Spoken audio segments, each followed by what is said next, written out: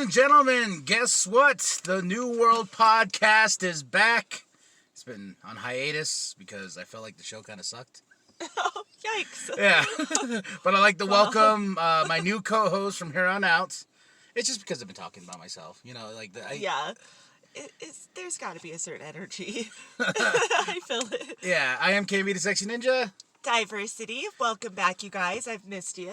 Yes, so we are going to try this every Sunday, if not every other Sunday. You know, we'll work it out, but we're going to break down the week of WWE, because that's your expertise, correct? That is my area of involvement with the C Plus Studios.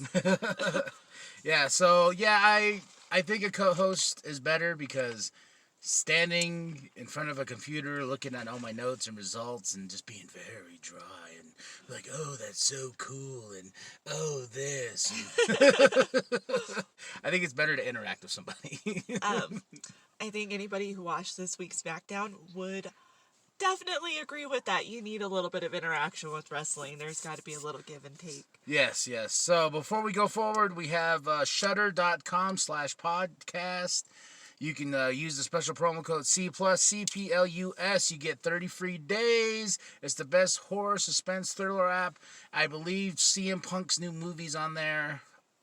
Yes. So, Third Girl on the Floor. So, he's making his way into acting in movies. Woohoo. He's not that great, though. You know, the wrestlers, it's always hit or miss because what they do is so dependent on acting. Yeah. You know, they have to really vibe with the different storylines and whatnot.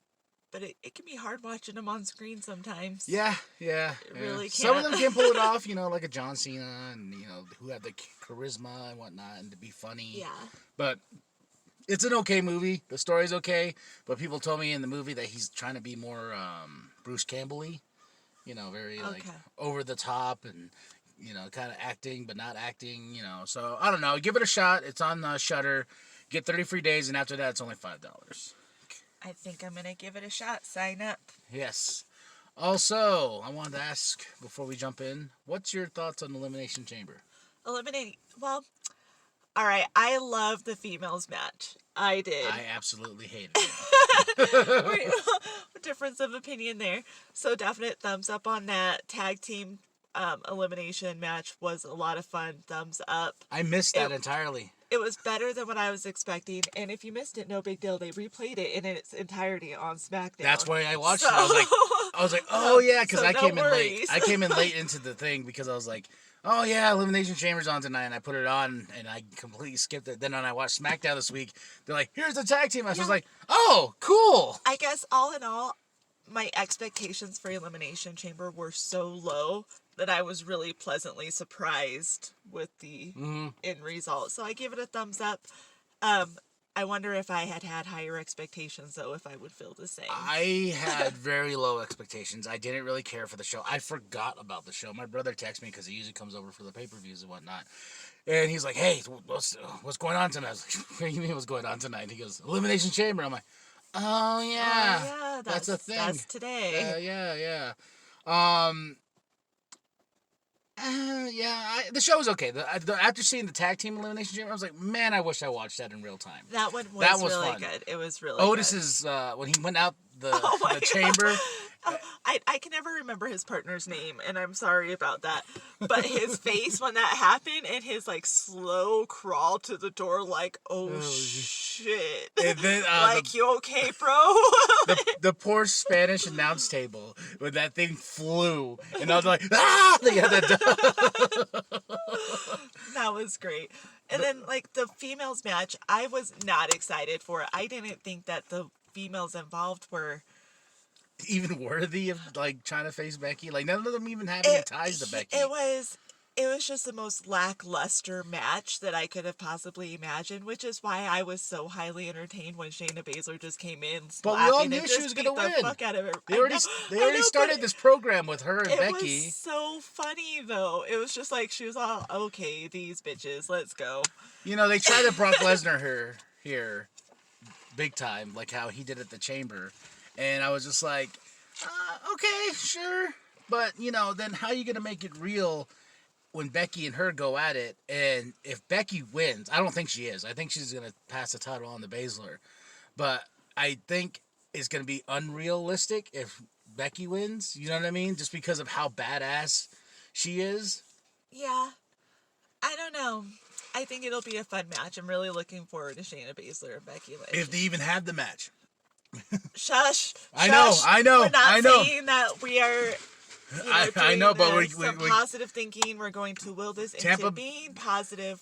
Tampa Bay is going to announce this week if it's going to be pushed back or if it's going to happen. See, I heard that they were waiting for WWE to kind of decide. Yeah, because going forward here, after we go over these shows, Raw's everything that's been canceled so far hasn't been by WWE. It's been by the government itself saying, like, hey, this show's not happening.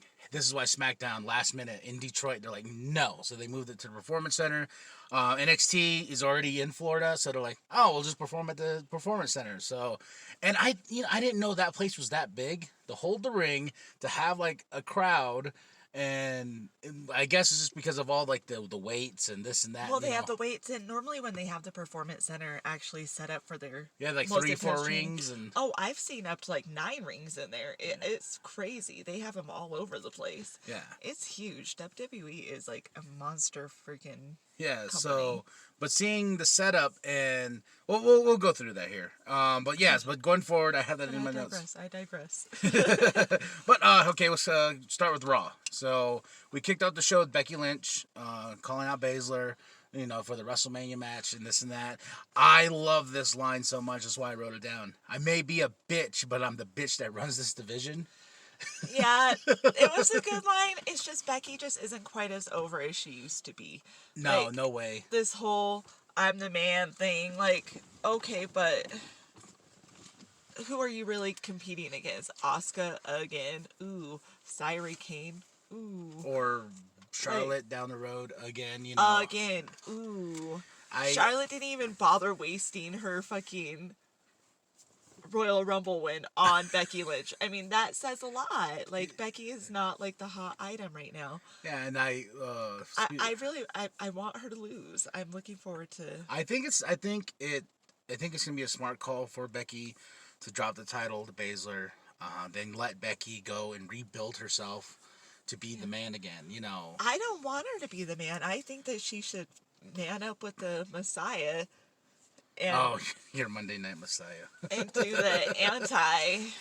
I love when he comes out and says, "It's the Monday Night Messiah."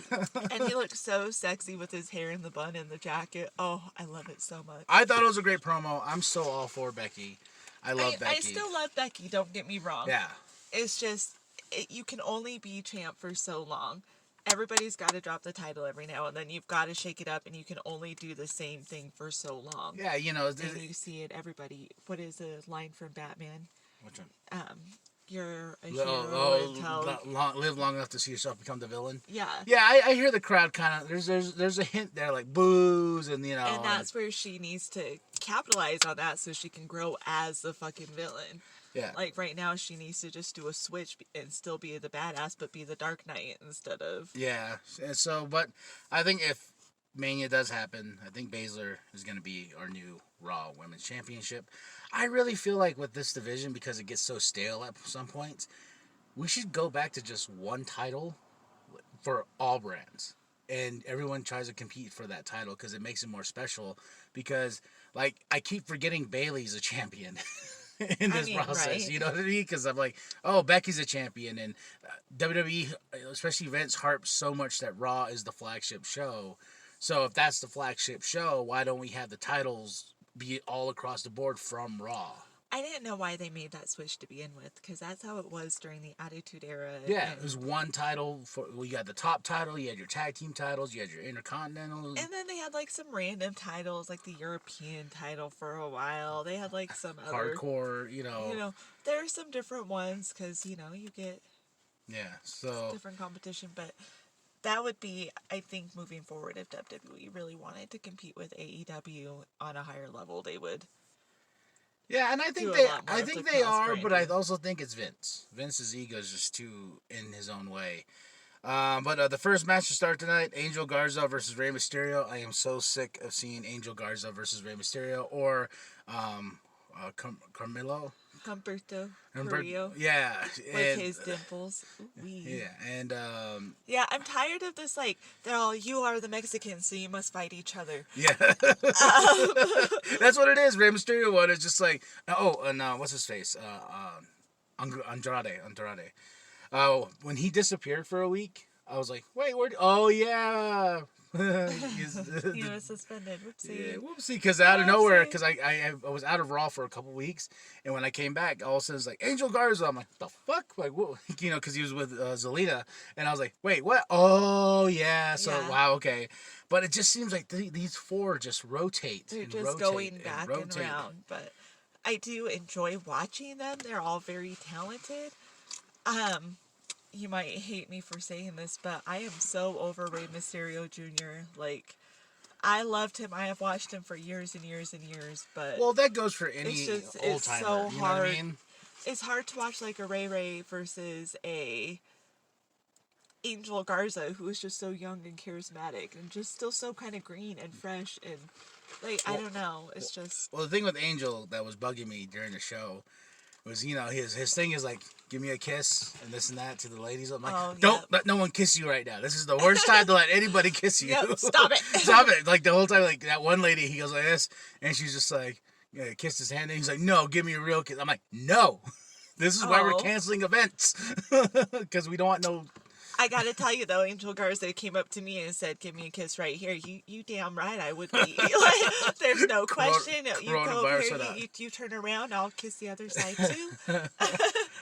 He is so cute. I Oh love my the fact that he goodness. takes his pants off like halfway through the I match. do enjoy that as well.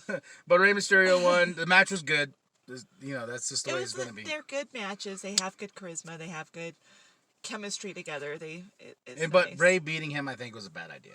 I'm like, I have this Yeah. weird thing. I'm like, you know, as much as I love the old timers, I'm like, quit letting them beat young talent. Stop it. Like, you know, we gotta build this talent, but you keep squashing them like you do a Ricochet. We'll get to that. That really pissed me off this week. But oh yeah, that's what it was. When Ricochet lost to Riddick Moss, who's the 24/7 Seriously. champion. Who the fuck is Riddick Moss? I'm saying, I know. I hate what they do with Ricochet. They can't decide what they're doing. and they Destroyed just are him at fucking the him. Super Showdown by Brock. Destroyed him, and then the next night on Raw, well, the next Raw, he gets beat by Riddick Moss, who I didn't even know. I was like, who the fuck are you? So, but here I know is one you're excited about. Rhea Ripley and Charlotte. They do a video package. It's really cool seeing. Then Charlotte comes out doing her Charlotte thing. She's like, I'm the queen of this division, and You know what's funny is how good that worked on Raw, but man, did she not fucking sell that on NXT. The NXT crowd was like, you ain't the queen of shit, bitch. and I like the dynamic. Oh, man, was that like night and day from Raw to NXT. Yeah, but and Charlotte, and then Rhea Ripley, when she came out, she did the standard like, oh yeah, you're gonna keep talking, well I'm gonna hit you. And Charlotte's face, I love Charlotte Flair so much. It's because her face is like this, like, oh, okay, oh, you know. And I know you love Rhea Ripley. I love them both. I'm really excited for this match in general because these two women are, like, they're probably the two that could match power for power right now. Yeah, I would say. With Bianca Belair, I think, also, who is just, wow. Well, but their training programs for all three of these women are very, very similar. They do heavy weights. They are just their force, their power. Yeah.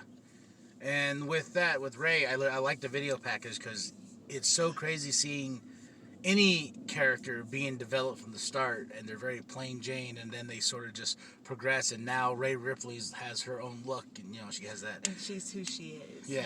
So that was really cool seeing. That was really fun. Next match, Bobby Lashley versus Zack Ryder. Who fucking cares? Drew McIntyre versus Eric Rowan. This was the best because they killed the spider. But hang on, before we get to that, I just want to say, for everybody who talks shit about the Lana, Liv Morgan, Bobby Lashley, Rusev line, let's just point out how important Lana is, because without her, Bobby Lashley, we didn't even fucking talk about him for a second. I kind of miss Lana. I kind of miss Lana this week. Whatever. Lana, whatever. Lana. Coming from the guy who's calling Rhea Ray. Is it Ray? It's Rhea. I thought, did I say Rhea? You said Ray. You Did I? Saying Ray. Oh. She's Well, Rhea. how'd you correct me? I did, quietly. Oh. I was trying to do that shit You subtle. know, Big Daddy's going to hear this and be like, he's like, nerds. Okay, so Ray Ripley. Rhea. Rhea? Rhea. You said Ray. You said Ray. Rhea Ripley. Okay. And Lana. Lana. But I get what you're saying there, but who fucking cares? Rusev is off. He's disputing his contract right now, so. Miss Rusev. I do miss Rusev too.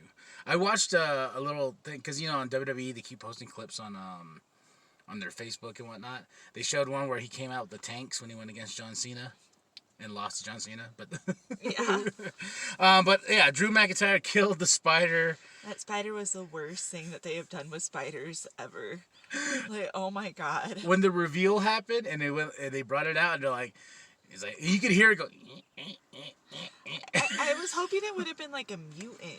I don't know, like the hills have eyes type shit, and instead it was like a fucking dollar store animatronic toy. I think it was probably because they're like, you know what, we need to kill this gimmick. Like, it's going nowhere. Like. Yeah, but they could have killed it in a Hills Have Eyes style. Like, mutant, give it 3 eyes. Like, we've got the technology for this shit now.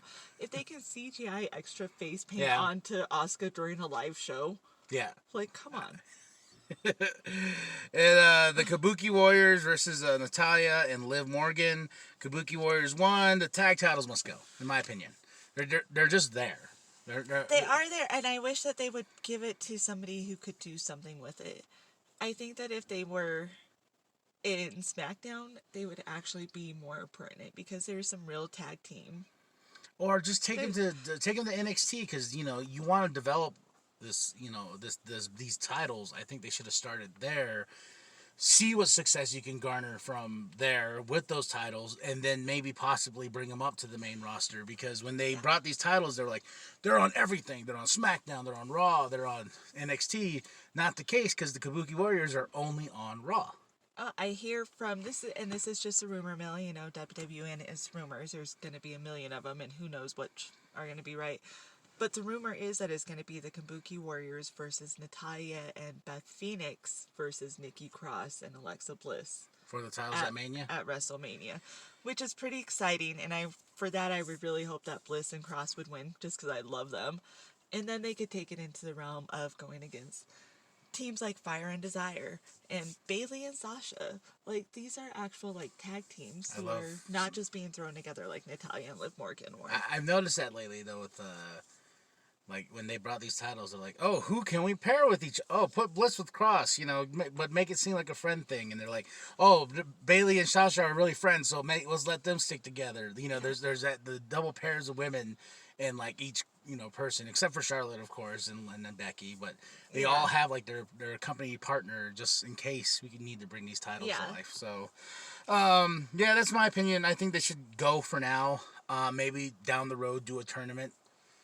Something, I don't know, but something at least where people are going to, I don't know. I think Alexa just needs some gold around her waist again, and I don't care what kind of gold it is, but that girl needs some more screen time, and she needs a title to get it. Poor Alexa Bliss. Love her. We'll get to her. Vicious AJ style promo. Oh my goodness. I wanted your thoughts on this because I watched it and when he's just like, I don't see you as The Undertaker. I just see you as a broke down old man called Mark Calloway. Yeah.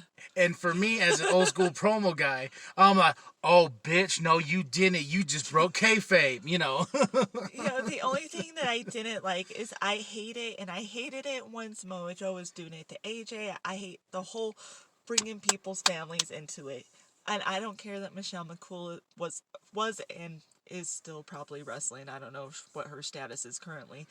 I believe she's just doing, like, appearances and maybe. Probably just some fitness modeling. But she was still a bad bitch. I loved Michelle McCool during her day.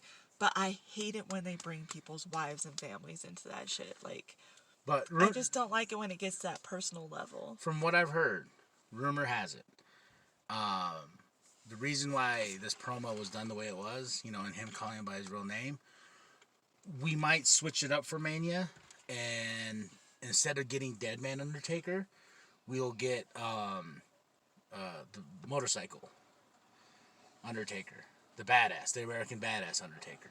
Okay. You know, like stripping off, like, oh yeah, you know, if you, and I think that's genius to freshen it up. You know, like instead of him coming out gong and then walking slowly to the ring, I'm like, he just insulted you and your wife.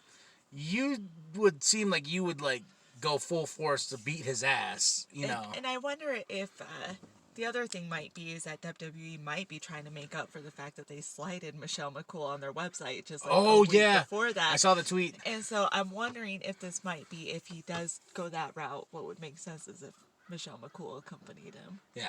And you know, and definitely, and that would be super cool. I loved her. That the motorcycle gimmick, I think, would work if they brought it back tenfold. And I think bringing it back in this feud, and for me, I love AJ Styles, but the company doesn't know what you know, especially with the Samoa Joe and these guys who were over than Rover, you know, and WWE gets them, and it's kind of like, oh, well, they're here. Yeah. That and when did we start doing 24/7 matches? I thought the 24/7 title was supposed to be. I thought they retired the 24/7 title, and then I guess they unretired it within like 24 hours. I guess that was just a 24-hour decision on the 24/7. Yeah, and the rule title. of the 24/7 match is nobody can come in. But I'm like, well, you know, when that belt first was revealed by Mick Foley, I thought that was fucking stupid. But then they made it fun, especially R-Truth. R-Truth and Carmella. Yeah. Oh my gosh, they were so much fun. Then when they split them, I was so sad. You know. But, you know, I was just like, and this Riddick Moss guy beat Cedric Alexander. I think he's going to be on his way out here soon. Probably. So, but let's get to the next one. The big one. This was a big one. Edge. Finally came back, and he RKO'd Randy and beats down MVP with a concerto. Was it 2 or 3 times? I don't even know. But that, like, MVP, what you even doing out there fucking meddling in grown folk business? After all these years, you would think MVP would learn to quit meddling in grown folk business. You know what's so funny? When I was watching this live, was I went to the restroom real quick, and I just heard, Edge is back! And I was like, oh, shit! And I was like, okay. And I came out, and I was like, the fuck is MVP doing here? And I was like, yeah, you get that concerto. I don't even know why you're even out here. So it's because even when he came back at Mania, I was like, I guess. You know, putting my arms, just like, sure, I don't care. And then they brought him out like 2 or 3 more times. Like, don't get me wrong, I don't dislike MVP, but... I never got MVP. You know, I remember back in the day, it was cool, the whole balling and, you know, this and that. Was it ever really that cool, though? Now that I think about it, probably not. But no, it was cool. Edge is back. I definitely see this as a Mania match. Maybe with a stipulation, no holds barred or something, but that scares me for Edge's neck. If they... I'm not sure that, you know, we'll see what they do. It's going to be a great match no matter what they do. So... No matter what.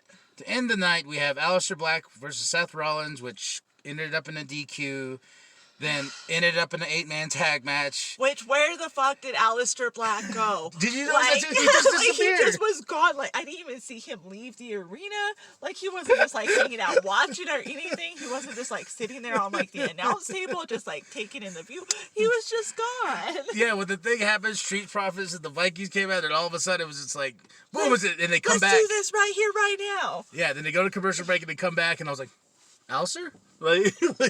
He was just gone. It was fun, but it was a bit of a mess.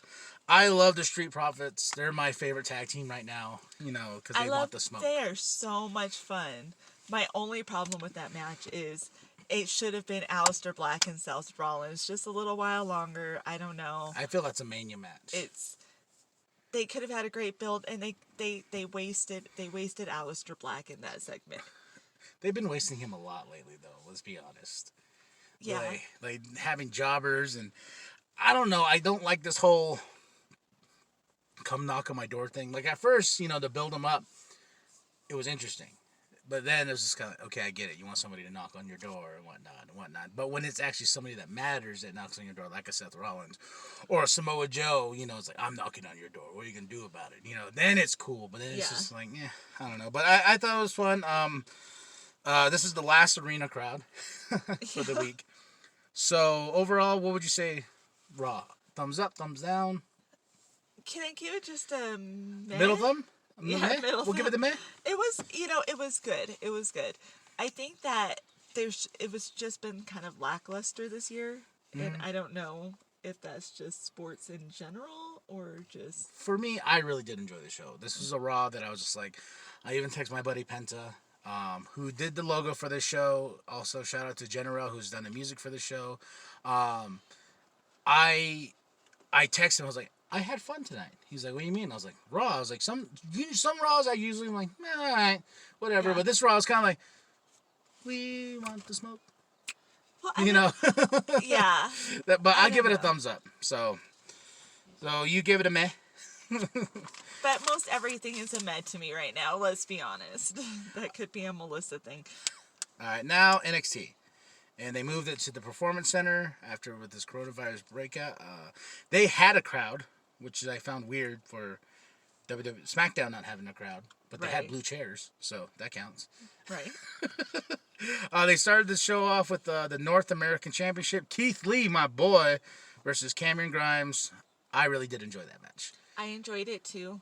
I don't know who Cameron Grimes is really that much, but I think that's the fun of NXT is that you don't know who these people are. You just get to watch them build and grow, and like you just judge them based on their performance, not on their gimmick always. Yeah, and and I'm gonna probably jump back in hard into the wrestling pool because there's certain people out there, because I already knew who Keith Lee was before he came to WWE, but I'm kind of like falling out of it, like being updated on independent wrestlers, so that's why I like NXT as well. Yeah. Because it's like, then I'm like, who's this? And I look him up, I was like,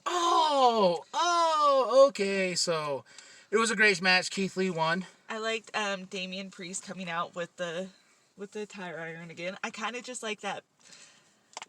I like the bad boy, and he's a really good bad boy. He comes out and does it properly. Yeah. Because I think it's hard to be a bad boy if you don't do it properly. Yeah, not everybody can sell that, but he does sell it really, really well. Yeah, then I wouldn't want to see him in a dark alley. I think maybe.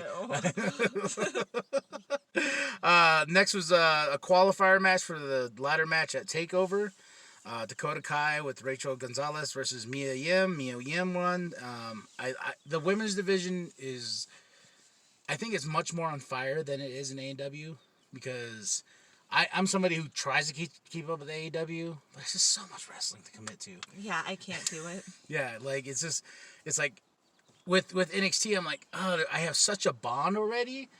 And it's like, well, over here we have all these other guys you really like. I'm like, yeah, I know, but that bond with NXT, like, because you started watching NXT, and there's just something special about it. There is. I really, really enjoy NXT. I think it's because the crowd, how small it is, And it's more like a family. That's like what I was getting to with Charlotte Flair. But I don't want to skip too far ahead. We'll just keep going down the line. We'll touch base on that in a minute. Then Kushida versus Raw, Mendoza. Kushida won. Well, now we'll get to right here. Charlotte Flair makes her statement on Rhea Ripley. But then a sharpshooter at the end on the pole. That sharpshooter was pretty fucking aggressive. I thought, this is what it really comes down to, is the crowd from Raw to NXT is just so different. NXT really is a family. It feels like the people who go to those shows really are more invested in their champions. Mm-hmm. Because I think that even Charlotte was kind of shocked at the response that she got. Because it wasn't even like the mixed bag that she got at Raw. Yeah, I gotta get it. I gotta give it up to Charlotte for always working so damn well, even in heels. Oh my gosh, that was mad impressive. I was just like, you go, girl, Yeah, and she just walked out there, and even with like the mixed bag, she was just like, fuck you, kiss my beautifully shaped ass. Mm-hmm. And she's the Big queen Daddy no says matter she has what. no ass. I think that's wrong. Big, I think she has a nice ass. She doesn't have no ass. You know who has no ass? There's one wrestler who, and it really, really bothers me. One, Daniel Bryan, no ass. No. It's upsetting. You're like, I can look at everything else except the ass. Shinsuke Nakamura. I hate his like it's not even like a tiny little bump.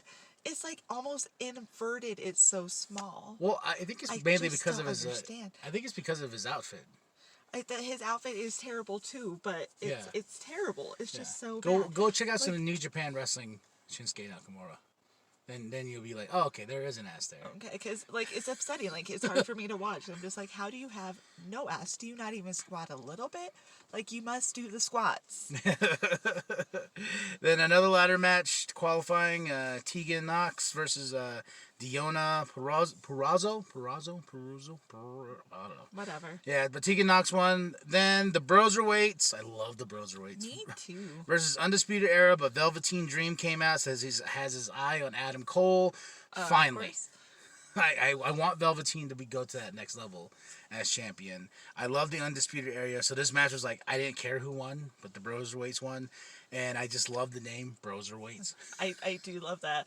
Bro. Fun too. Matt Riddle has a lot of heat towards Goldberg. Did you see that backstage segment when him and Goldberg were passing? And like he goes, "What's up, bro?" And Goldberg's all, "I'm not your bro. Not your bro." He goes, "You know you're not my bro. And he's like, "I'm not your bro." Like, he just like, and Matt Riddle's like, "Okay, bro." People have really strong opinions about Matt Riddle, and I think that it's just really funny. I love Matt Riddle. He's great. And I think that Matt Riddle thinks most of it's funny too, which is even more entertaining. The man can come out with sandals, then kick just perfectly for them to fly off. It's amazing. Then the big brawl with Tommaso Ciampa and Johnny Gargano. This one surprised me because I was like, we're rehashing this again? But they do good. Do you know what I mean? Like, it's not a bad thing, but it's kind of like, this is where we come back to again. I don't know. I love... They're both great. I feel like it's just almost a waste of their... I don't know. You know what I mean? I do. Yeah, it's just... It's just like, they're like, you both are going to put in a great show, and you're both going to fight beautifully, and you're both going to sell it, so let's just have you fight again with each other. It's sort of like Becky and Charlotte. There's just no real build to it. There's no real... And... Yeah, it's just kind of there. Yeah, so overall, I give NXT a thumbs up as always. Always a thumbs up, yep. Alright, so, Smackdown at the Performance Center. No crowd. Did you know that their viewership went up this episode? I did not know that. Yeah, it went up. It was higher than last week's with an arena. I was looking at the ratings and I was like, what the, like. Because we had to see. We still had to know. I still watched it. I mean, it was hard to watch a little bit, but. Yeah, but Cole and Triple H were on commentary.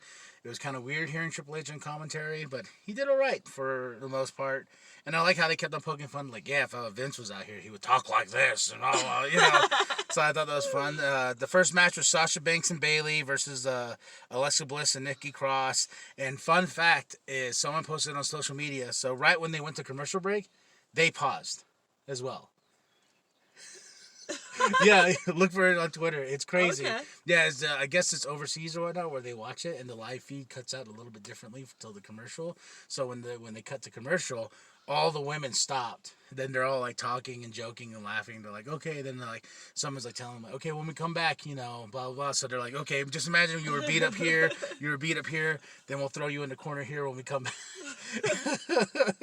So yeah, someone took actual footage of it and it showed them talking and whatnot, stopping during the commercial break and whatnot. So it's got to be different to be filming a show like that. Like, kudos to all these performers because they still did great. Yeah, and in the habits that these wrestlers have by they'll look to the crowd and be like, oh yeah, there's nobody there, but I want to look anyway, like I'm getting, you know, something from them. And what sucks was like, I believe we're supposed to build Paige versus Bayley. Oh, I can't wait. That's the rumors, and like you said, you never know, and a lot of people, they try to And because of the coronavirus scare, Paige couldn't make it because of travel and whatnot. So that's why she wasn't there that night. I cannot wait till we get Paige back. Yeah. In any proximity, even if it's as a manager, please hear me, WWE. We need Paige in our lives. Then they had Roman had an interview about Goldberg.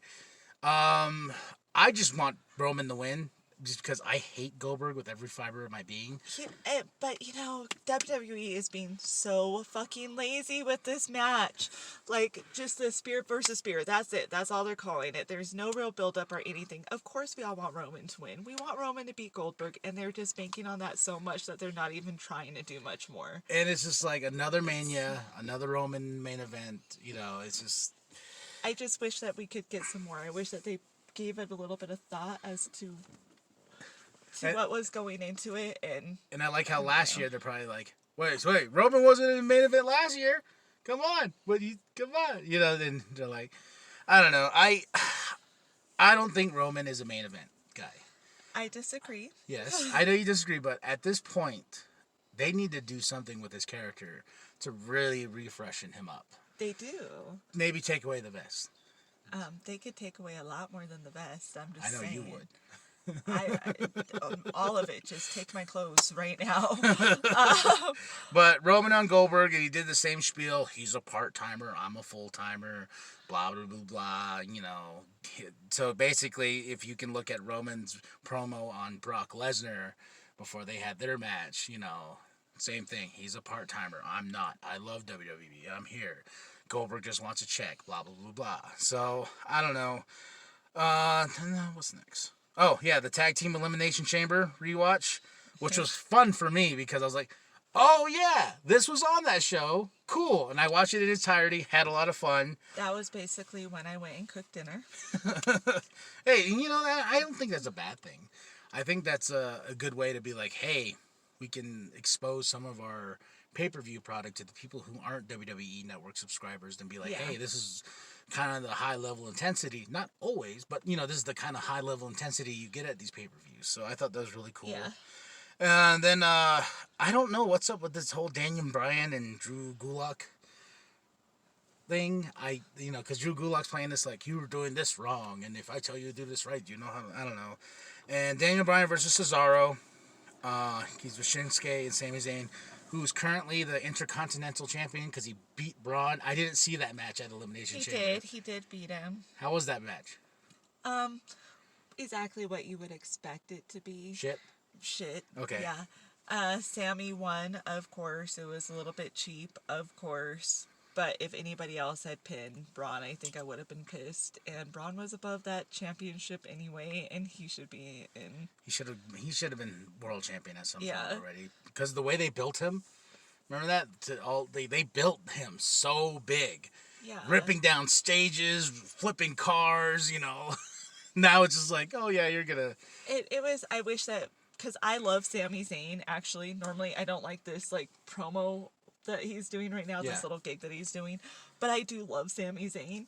I was really disappointed that this is how they brought him back into wrestling, like a manager / kind of wrestler / it's to the point now where he doesn't even wear his wrestling gear. He wears those brown pants or green pants.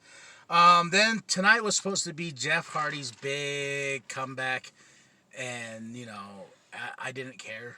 But I didn't care either. How many times has Jeff Hardy done a big comeback? I mean, it's every fucking year. Yeah, interview disrupted by King Corbin. I was like, thank you, King Corbin. This is the only time I'm going to thank you.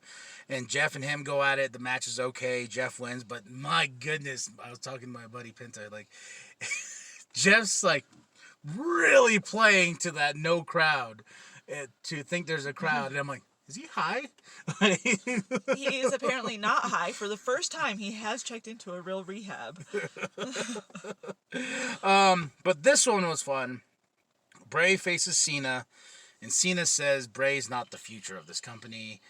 I thought it was a good back and forth between the two. Yeah, that was actually pretty fun to watch. And I gotta tell you, though, I did not know how much I miss John Cena. I could have told you how much you miss John Cena. I know you could have, but when he came back on the Boston show, and he came out, I was like, You know, it's like when I see President Obama and I see him talk, and I'm like, oh, I miss you. And then when John came back, I was like, I missed We you. do miss you, President Obama. And I Me miss you, John too. Cena, because you know, as much as people want to fight about it, John Cena was the face of WWE. I still say currently still is. Oh, he's so charismatic. He's amazing. Yeah, so I'm just a huge John Cena mark and everything. I love The Fiend, but I didn't like how they did him dirty with Goldberg. And not even an automatic rematch. You know, it's just like Goldberg's like, move on. But they try to mention in like, oh, we don't do rematch clauses no more. So Yeah, I think that what they wanted to do with that is like, oopsie, this is the like once in a lifetime thing he got beat, yeah. and now they can just keep building him up as like the strong, Yeah, and the Fiend. And what sucked though was like they keep mentioning it took 5 spears. It took 4 spears, you know, to take down the Fiend and whatnot. And the worst fucking what do you call it, jackhammer ever. I just hate Goldberg. I hate him so much.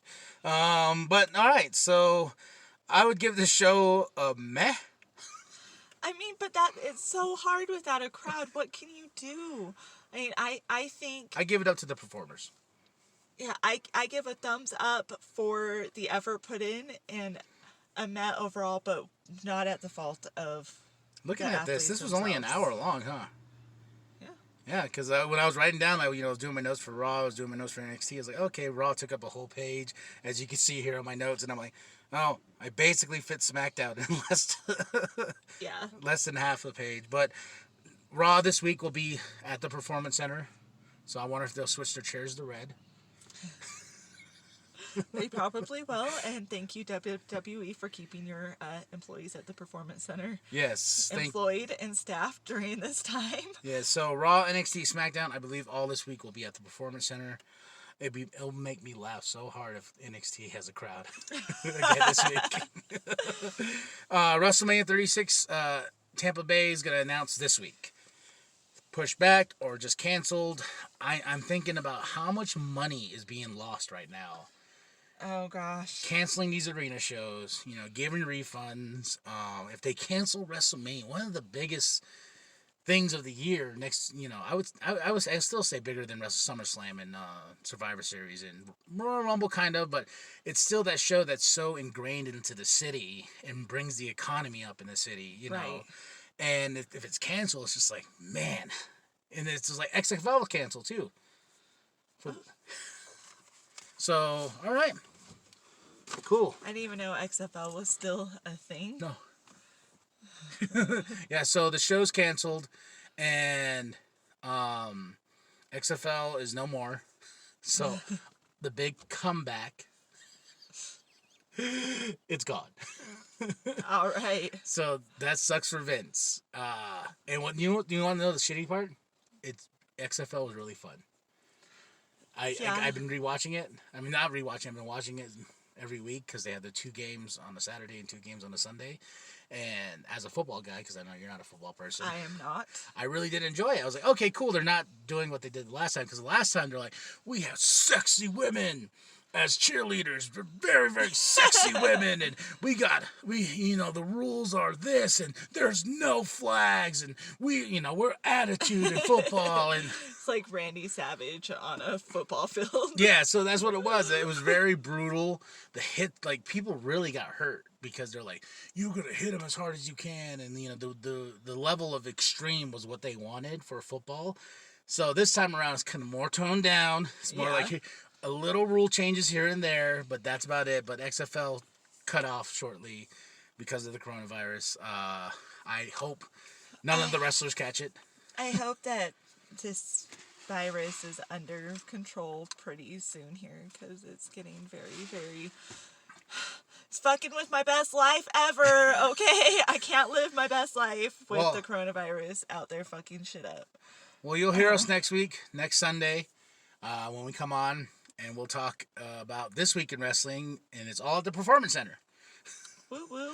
All right. Well, I hope you enjoyed that. The New World Podcast is back with my awesome co-host. Diversity. I am KMB the Sexy Ninja, and as always, like and subscribe, share with your grandma, share with your grandpa, share the bum down at Walmart.